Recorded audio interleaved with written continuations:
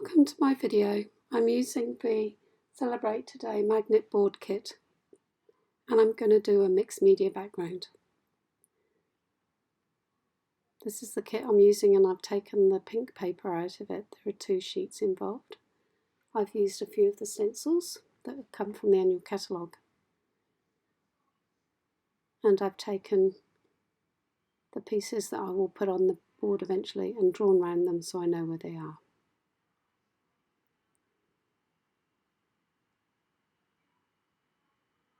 The first thing I do is going to lay down some colour using the stencils, the brushes and ink. I've speeded up the process so you don't have to watch it completely.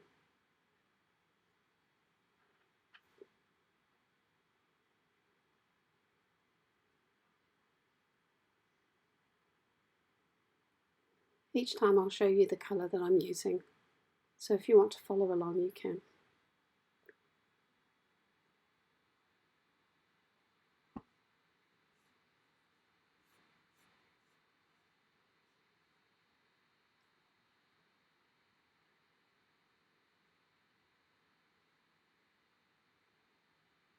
The colours I've chosen are from the kit. I mixed, excuse me, the colours come on the back of the box and I've used those in my mixed media project.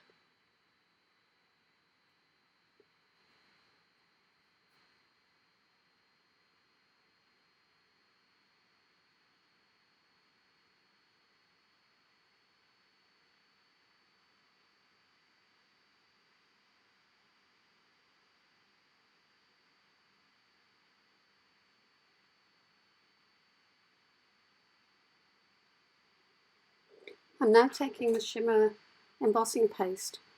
I'm going to do the same thing but that over the stencils rather than ink. This will give me some height to the mixed media background. I've also used one of the other stencils which you can find in the annual catalogue. I've chosen to use my own mixed media tool, but you can also get the palette knives in the annual catalogue. And again, I've speeded up the process once I've done this first one. You can see I'm layering down quite a thick layer of shimmer paste, trying not to get it off the edge. I take my time to do this so that I get a good height. You don't want to skimp, but you also don't want to leave big clumps. I also clean up as I get it on the paper outside of the stencil. So just take your time. I've gone back because I missed a bit. Again, I'll speed up this process. I'm just showing you this one element. Once I take it up, you'll be able to watch the speeded version. Voila! Just taking off a bit of the excess.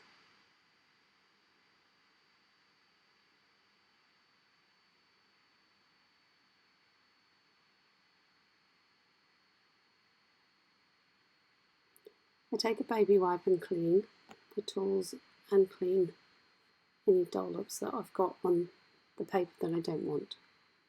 It comes up quite easily with baby wipe.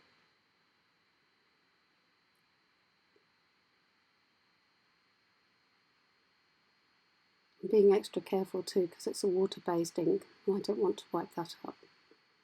So I'm trying not to get the baby wipe on the paper. I'm now taking a palette on another mixed media tool, and this is the matte embossing paste. I'm going to put a little bit in each of these circles, and then I'm going to mix them with our refill inks. I've taken Blush and Bride, Macron, and Melon Mambo. Again, I'll speed up this once I've mixed the palette for you to watch. And I'm just using the same stencils that I used before. I did make an error of putting some lumps of the dark red down, which I didn't like after I'd done it, but it was too late to take it up. So I thought that once the project was finished, they'd probably be gone anyway. So don't be afraid to try putting things down. It doesn't matter if it doesn't look right, you'll always be able to cover it up eventually. So again, I'm just finding a stencil that I like, and I'm going to lay down some more layers.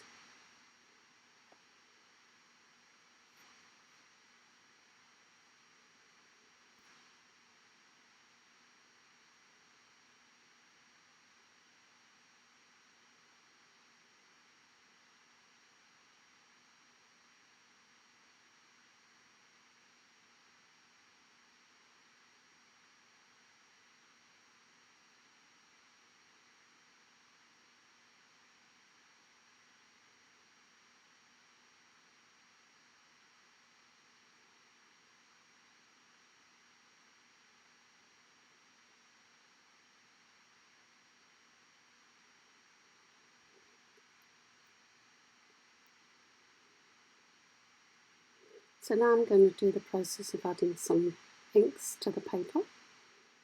I've put paper down underneath, and I'm using a water painter, and I'm using the ink pads as a palette and the ink refills. Don't be afraid to wet the paper, it will dry with a heat tool.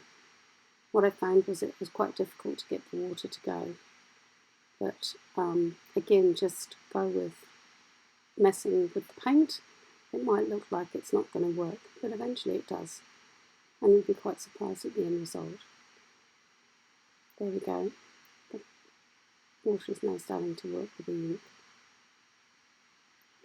Have a baby wipe on hand when you do this, because I'd like to take out some of the drips. But again, I'm going to fast forward this process now that you can see what I'm doing, and I'm going to apply different colours.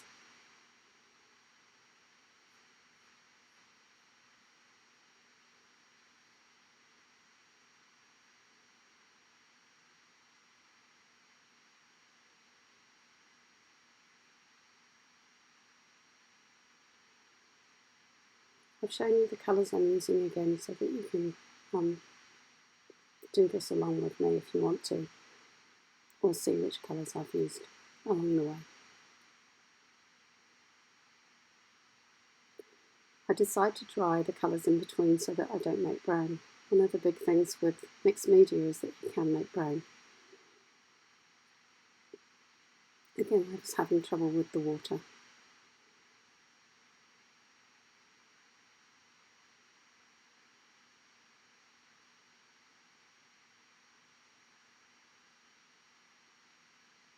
I'm going to speed this up.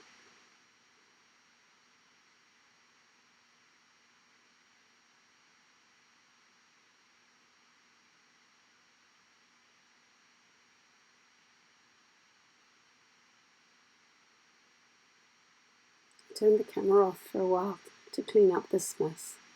The Melon Mambo went everywhere. I had to go and wash my hands and clean up quite a bit.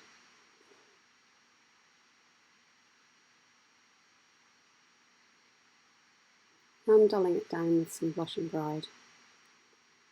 I feel that the red's a bit too much at this point, so I just need to calm it a bit. But the process that we do further on will help that with as well.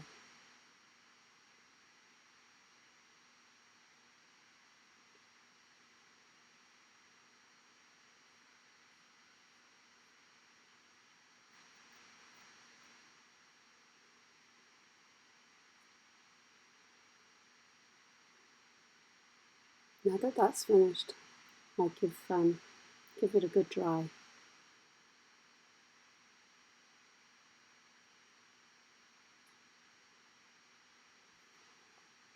I obviously have to add some more grey. Yes, I do. I put a border around, and that's to start the process for putting it in a frame.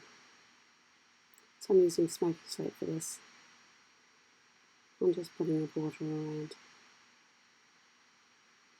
This also helps frame the mixed media piece too, and I'll do that a bit more in a wee while when we start stamping.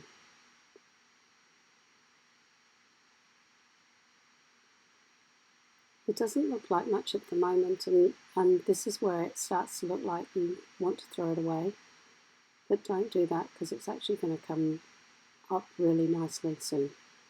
And I've added some spatters. Now I'm taking my favourite stamp sets and I'm going to start stamping. I take the border first and I'm going to use a block for this, but for a lot of the stamping I use my own hand. It actually works much better. I've left this process in normal speed so that you can watch. This is my favourite part of the process, is adding the detail. And our stamp sets at Stampin' Up are awesome for this. And just recently we've had some really cool vintage mixed media type stamp sets that I really love and will never ever get rid of even when they retire. I'm hoping they don't retire this year. So I'm going around again to create a border.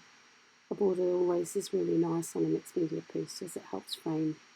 You can do this with a stamp or a pen, drawing lines.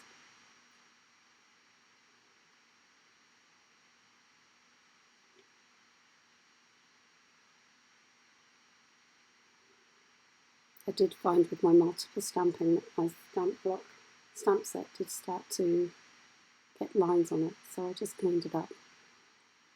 And I'll clean all my stamp sets at the end. But I had a baby wipe on hand just to take some of the ink off. So that's the border done. I'm now taking a flower detail.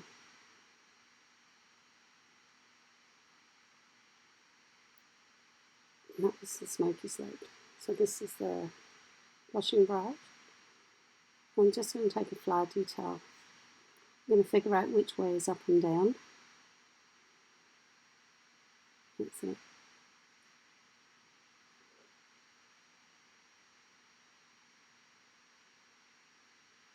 You want these to go the right way when it hangs. Although some flowers do hang downwards and look really cool and then the other way up. But for this one I wanted it to be the right way up. I put them in singulars and pairs. And just stamped at random, looking where the gaps were. You also want to find areas that haven't got the embossing on because that gives you a better stamp. And then obviously stamping over the embossed areas helps give it some consistency.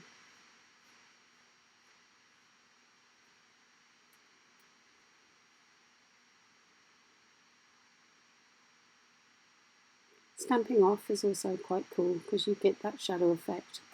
Some inks stamp off much better than others, but always try stamping off because sometimes you get a really cool effect. I'm now looking for my other stamp set. Oh, is it hidden somewhere? There we go. One of my all-time favourite stamp sets. And because Stampin' Up are now using the sticky on the back of the rubber stamps, it makes it really easy to do it without a block. They stick to your hand really nicely. And also when you've got the layers of the texture, using your hand is much better because it can get in between all the gaps. Whereas a solid block on a bumpy surface doesn't work quite so well. Again, I randomly stamp, seeing where the gaps are.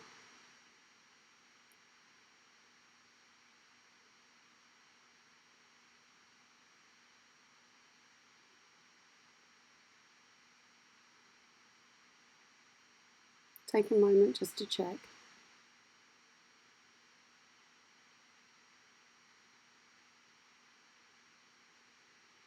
The ink dries really quick in this process too, so you can just keep stamping. You don't have to stop and dry and wait.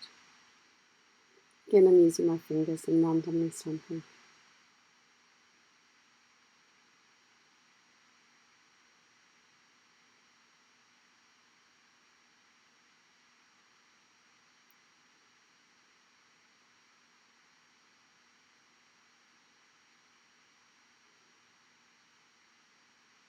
So I decided I didn't need another one.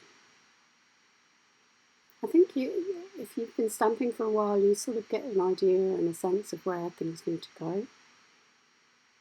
And I think also there's no right or wrong. There's no mistakes. It's just how it is with crafting and doing things like this. And I actually love doing this because there's no rules and you can just go for it.